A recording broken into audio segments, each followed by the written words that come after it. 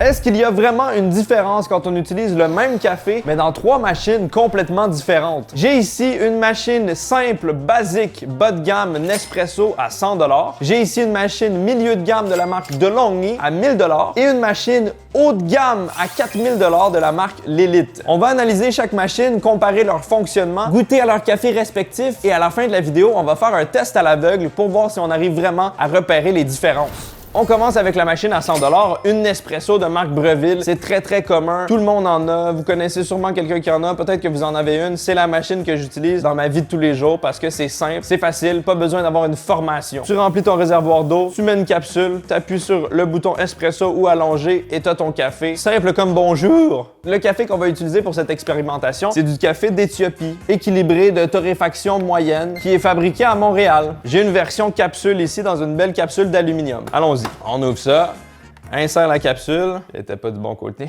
Hop, on insère la capsule. La machine prend peut-être 1 minute à chauffer, c'est très rapide. Pèse sur le piton. Et voilà, je vous confirme que le café coule. On aperçoit une belle couleur beige crémeuse, petite mousse sur le dessus. Quand même un très beau résultat pour une machine qui est automatisée et très facile d'utilisation. On aperçoit la créma sur le dessus, des petits contrastes de couleurs. Avant d'y goûter, je précise que je suis un débutant dans l'univers du café. C'est un sujet qui me passionne énormément. Je m'y connais pas beaucoup, mais j'ai eu une petite formation en préparation à cette vidéo. Allons-y.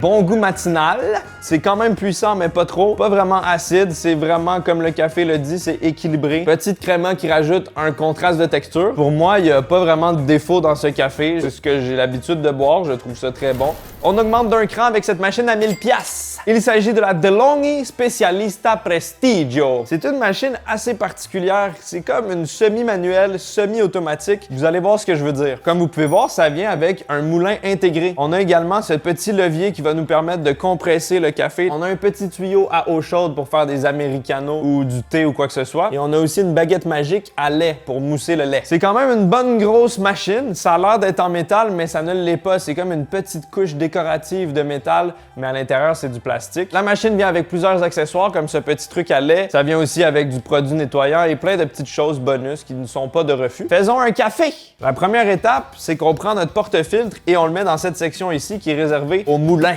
Quand je vais enclencher, ça va commencer à moudre. Tabarnak, on voit rien. Voilà, ça moule le café. Pousse l'ananas et moule café. Agadou. On peut contrôler la dose si on veut une double dose. Il y a également une version avec un panier double. Et là, on va faire le Smart Tamping. Et voilà, ça vient de compresser le café. Il y en a un peu sur les côtés qui a débordé, mais c'est quand même bien compressé. Ça se rend jusqu'à la ligne du filtre. C'est exactement ce qu'on veut. C'est pour ça que je vous disais que c'est une machine un peu automatique, manuelle, bizarre, parce que la préparation du café est intégrée dans la machine. Pas besoin d'acheter de moulins séparés ni de petits trucs pour faire le temper. Vous allez voir avec l'autre machine d'après à quoi ça ressemble quand on fait tout de A à Z. Ensuite, je l'insère dans cette section ici. Voilà. On a une petite tablette rétractable pour les petites tasses à espresso. Comme c'est mignon. On met ça en dessous. Et il suffit juste à appuyer sur un bouton. J'ai déjà choisi espresso. Ça va mettre la quantité d'eau exacte. Très facile à prendre en main. On y va. Oh yeah, regarde-moi ça comme c'est beau. C'est bien aéré, c'est bien crémeux. Regarde cette couleur caramel. Il y a de la circulation d'air. On dirait que c'est infusé au nitrogène. Voici le Nespresso, voici la DeLonghi. Vous voyez que la créma est quand même plus épaisse. Mais au niveau de l'odeur, je vois aucune différence en toute honnêteté. Voyons voir.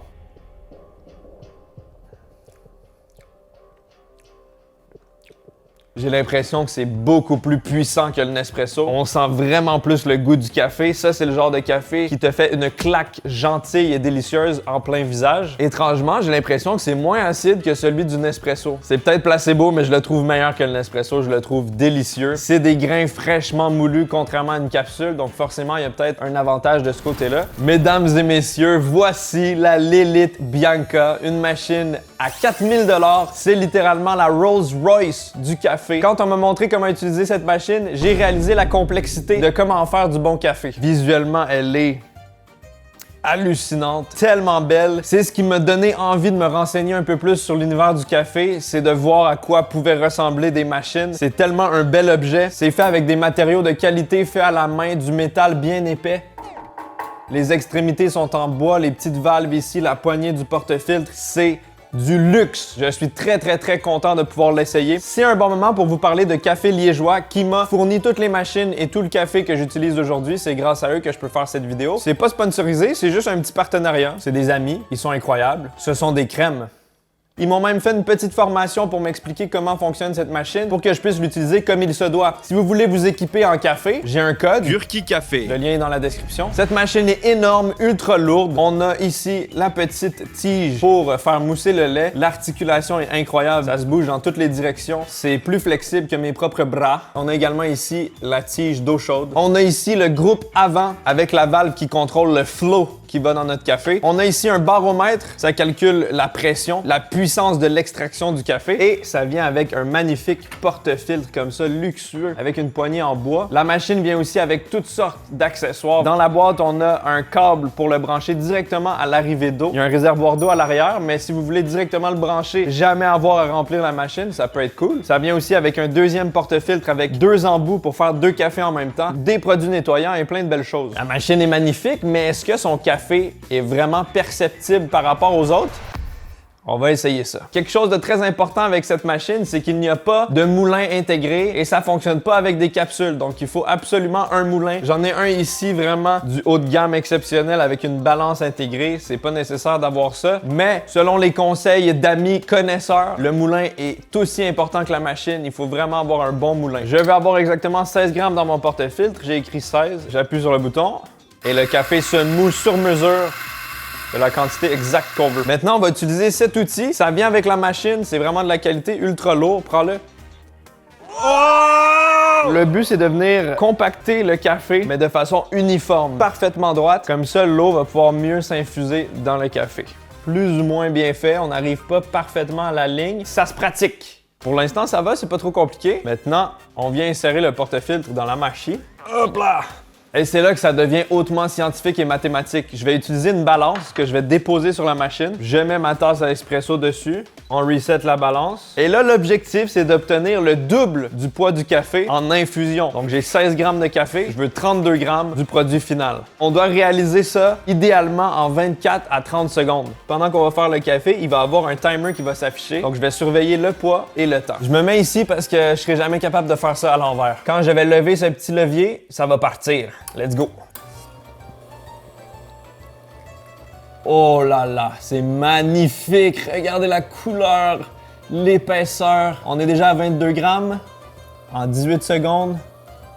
32 grammes en 21 secondes, c'est pas parfait, mais c'est pas horrible non plus. Ce qui va changer le temps d'infusion et tous les petits paramètres, c'est vraiment à quel point le café est moulu. Les degrés de mouture changent absolument tout. On a vraiment une très belle créma sur le dessus, belle épaisseur, très belle couleur. Vous l'avez vu quand ça coulait à quel point c'était pâle, orangé, magnifique. Mais à part de ça, ça ressemble tant qu'à moi à la Delonghi, ce qu'on avait un peu avant. Est-ce que le goût est différent?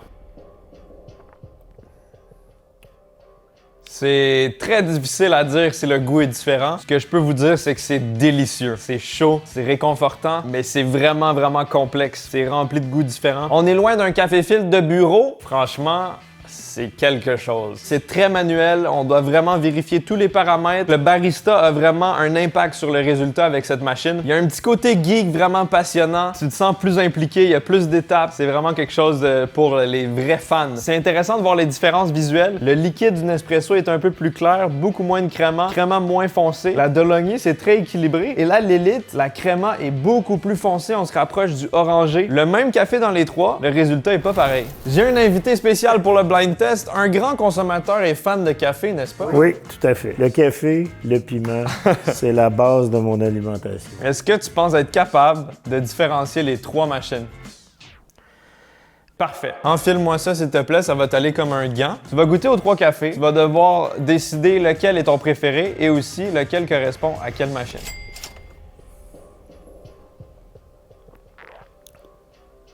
C'est bon? Oui. Tu penses que ça provient de quelle machine? Je ne sais pas encore. Ok, tu préfères goûter les 3? Oui.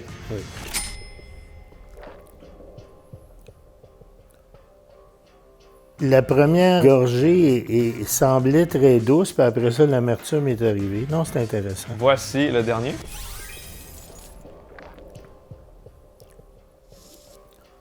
Faut que je me concentre parce que non, c'est vraiment pas évident.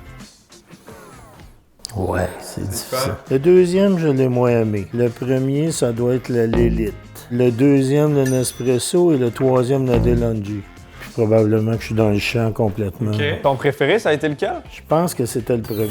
OK. Mais j'ai aimé les trois, là. Alors, le premier que tu as goûté venait de la DeLonghi, le deuxième de la machine Nespresso et le Ouais. troisième de la Lilith. Donc, j'ai confondu la DeLonghi et la Lilith. Mais ça aussi, visuellement, je les voyais pas, mais tu vois, la crémotte, ça, là, c'est... Plus foncé, regarde, la Ouais, DeLonghi. mais plus dense. Dans une capsule Nespresso, il y a 5 grammes de café moulu, si je ne m'abuse. Tandis que dans ça, c'est 16 grammes. Donc, c'est sûr que c'est beaucoup plus puissant, beaucoup plus goûteux. Ça, c'est quand même dilué, on dirait plus un... Ouais, mais c'est quand même très bon. Ouais, tout à fait. Deuxième cobaye, Rebecca.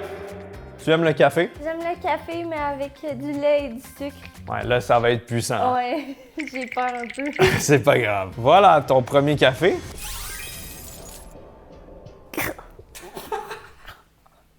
C'est bon. C'est très fort. Deuxième café. Oh my god. On dirait, je sais pas s'il était pire ou moins pire. Il est où l'autre? Il est où l'autre? Il est où? Tu viens ici? Oui.